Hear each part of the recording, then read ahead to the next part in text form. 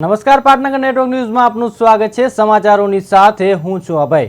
મહત્વના સમાચાર આપણી સામે આવી રહ્યા છે। જાફરાબાદ ખાતે માહિતી અને પ્રસારણ ખાતા જૂનાગઢ દ્વારા 17 સપ્ટેમ્બર 2025ના રોજ પારેખ અને મહેતા સ્કૂલમાં મલ્ટીમીડિયા પ્રદર્શન કાર્યક્રમનું આયોજન કરવામાં આવ્યું હતું। આ કાર્યક્રમનું ઉદ્ઘાટન રાજુલા જાફરાબાદના ધારાસભ્ય હીરાભાઈ સોલંકીના હસ્તે થયું હતું।